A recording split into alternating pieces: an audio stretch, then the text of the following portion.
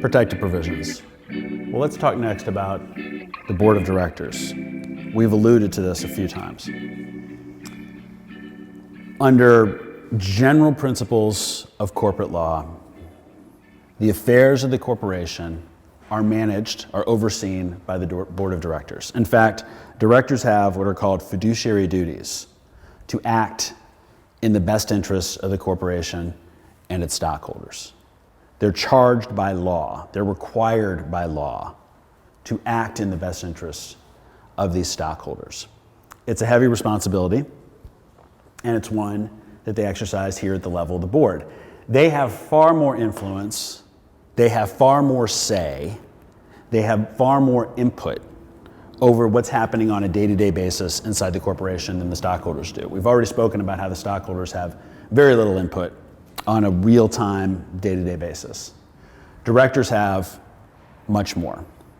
Now, besides themselves being required to provide approval or consent to certain acts and actions and transactions that will take place within the corporation or by the corporation, one of the fundamental duties of the directors are to elect the officers. They appoint the officers. The officers are the actual agents of the corporation. The officers of the corporation are the individuals who are involved in the day-to-day activities. This is your chief executive officer. These are your VPs. This is your CFO. These are the individuals who can sign contracts on behalf of the corporation, who are at headquarters, literally or virtually, and who are running the show. But they're ultimately answerable to the directors. They're elected and appointed by the directors, and they can be removed by the directors. In other words, they can be fired by the directors. So why does this matter to founders? Well, on a day-to-day basis, that's where founders live. Now, founders certainly are stockholders by virtue of holding stock. Sometimes, at least some of the founders are going to be directors. But what really matters 99.999% of the time is the fact that they're officers. Being a founder is a super awesome and prestigious thing to be, okay? It's existentially exciting. I mean, it shows that you took a certain leap, you had a vision, you were willing to take this risk, you started this thing, and once a founder, always a founder. It exists for all time. But it's not a legal concept, okay? There's nothing that comes with being a founder that fits within this basic corporate paradigm.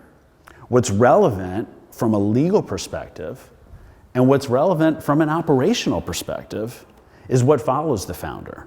So are you the founder and chief executive officer? Are you the founder and chief marketing officer? Are you the founder and chief technology officer? Are you the founder and chief scientific officer?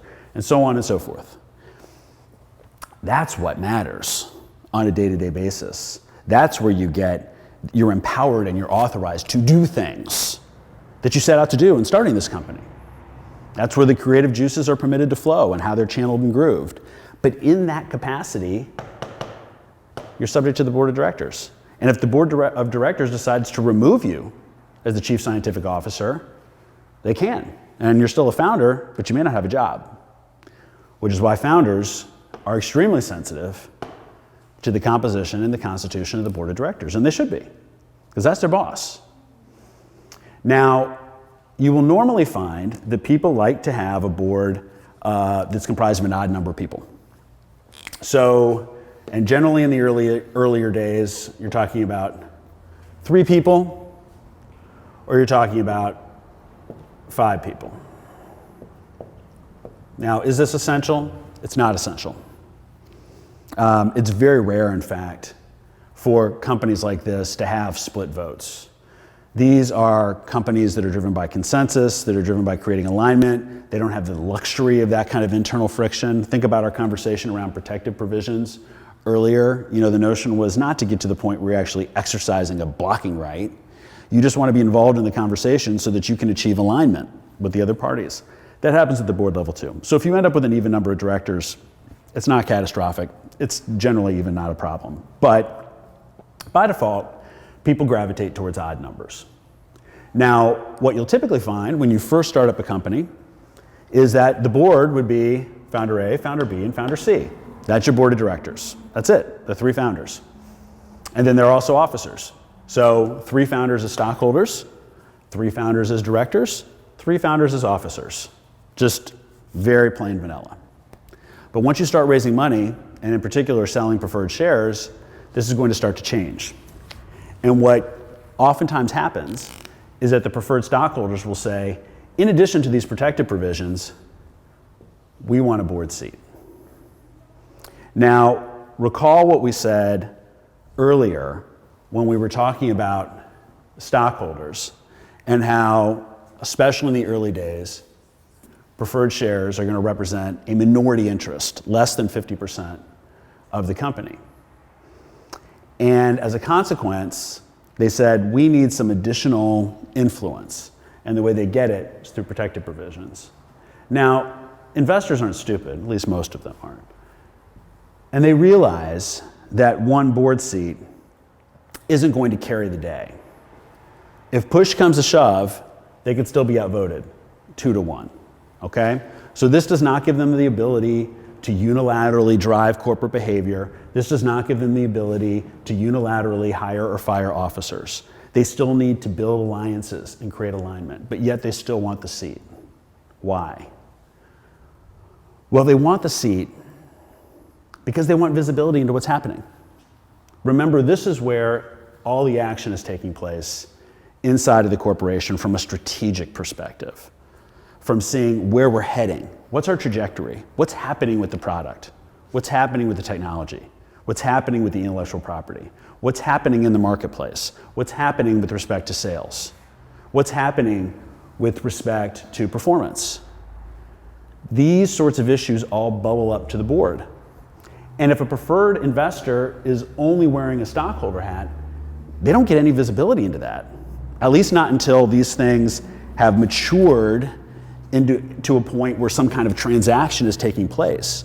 But during that buildup, they don't know what's happening, but they want to. It's their money. And they want to have some influence. And they get that influence by seeking a seat on the board.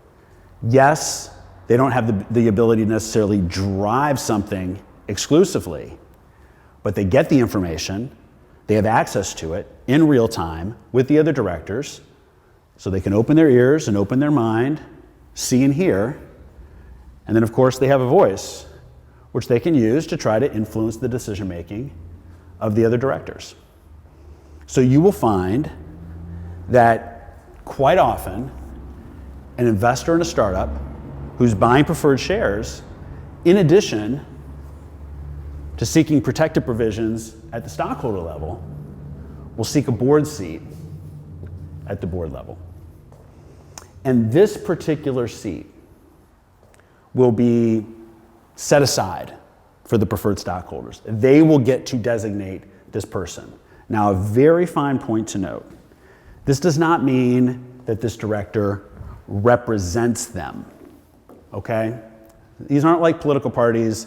This isn't like coming from a specific district. Remember when I talked about fiduciary duties? Every director owes fiduciary duties to all of the stockholders.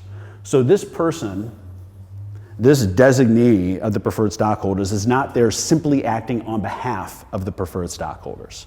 But of course they're a human being, and they're going to bring that bias and they're going to bring that perspective, just like these other 2 directors who in the early days are probably founders are going to bring their own bias and their own perspective. But all 3 remain legally required by virtue of the application of fiduciary duties to act on behalf of all the stockholders. So that's where the control and governance differentiation comes from.